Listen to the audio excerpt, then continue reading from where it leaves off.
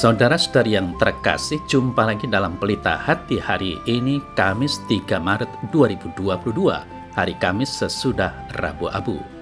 Bersama saya Romo Thomas Suratno, SC dari Paroki Cilandak, Jakarta Selatan, mendengar dan merenungkan sabda Tuhan, yakni firman Tuhan yang tersurat dalam Injil Lukas bab atau pasal 9 ayat 22 sampai dengan ayat 25.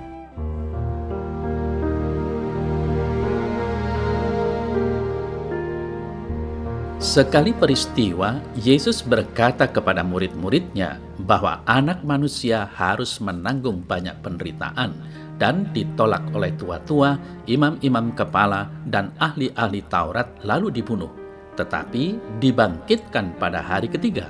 Katanya kepada mereka semua, "Setiap orang yang mengikut aku harus menyangkal dirinya, memikul salibnya setiap hari dan mengikut aku.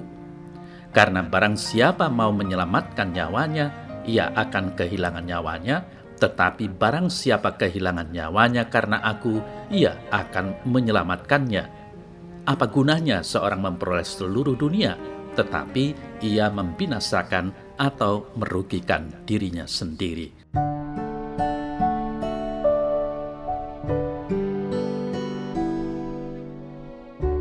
Saudara-saudari yang terkasih, pepatah tradisional berikut ini tetap layak kita padukan dengan semangat Yesus. Berakit-rakit ke hulu, berenang-renang ke tepian, bersakit-sakit dahulu, bersenang-senang kemudian. Relevan bukan? Sadarilah bahwa kebahagiaan yang dicapai secara instan tidak banyak mendidik diri kita. Sebaliknya, bila kita mau menderita terlebih dulu, seluruh potensi diri kita pun ditantang untuk kita kembangkan dan sekaligus mampu menghadapi rintangan demi rintangan yang mungkin menghambat diri kita. Nah, saudara saya yang terkasih, setiap orang Kristen mengambil bagian dalam tugas kemuridan Yesus sesuai dengan bidangnya masing-masing. Orang tua yang baik dengan rela dan gembira menghidupi dan mendampingi perkembangan anak-anak mereka, meskipun dituntut banyak pengorbanan yang membatasi kebebasan mereka. Seorang imam, biarawan-biarawati siap diutus kemana saja untuk melayani sesama yang membutuhkan. Meski medan pekerjaan tidak selalu gampang, namun kesetiaan mengikuti jalan Tuhan menyemaikan buah-buah pengharapan, iman, dan cinta bagi semua orang. Seorang ahli medis siap menolong pasien yang mengetuk pintu rumahnya di malam hari. Kemuridan adalah pilihan pribadi. Jika kita menanggapi kasih Allah, hidup dalam relasi dengan Yesus, mengingkari diri dan mengangkat salib sehari-hari, maka ketahuilah bahwa kita akan hidup. Saudara-saudari yang terkasih, Yesus hari ini menasihati kita, apa gunanya kamu memperoleh seluruh dunia tetapi dirinya binasa?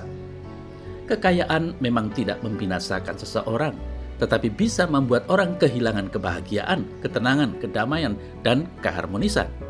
Orang juga boleh mencari kekayaan semaksimal mungkin, tetapi jangan sampai kita kehilangan yang menjadi sumber hidup kita, yaitu Yesus. Kalau orang mempunyai kekayaan dan segalanya yang di dunia, tetapi meninggalkan Yesus, ia akan binasa.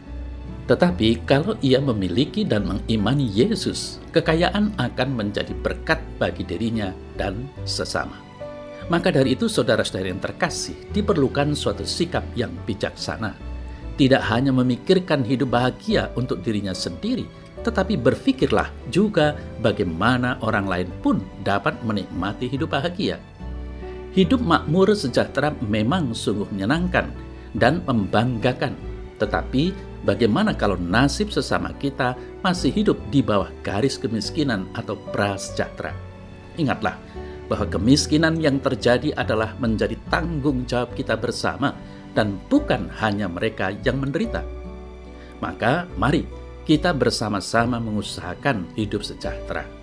Kita semua adalah saudara sebagai umat Allah yang sedang berziarah di dunia ini.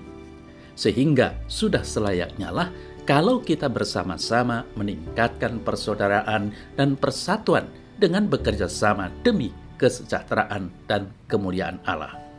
Saudara-saudari yang terkasih, Kita harus berani menyangkal diri, memandang dan meyakini bahwa Allah adalah segala-galanya karena kita bergantung padanya. Kita juga harus berani menjalankan roda kehidupan ini setiap hari sebagai salib yang harus kita pikul dalam setiap langkah dalam mengikuti Tuhan kita Yesus Kristus. Inilah perjalanan hidup kita. Bukan hanya kita sendiri, tetapi bersama sesama saudara kita.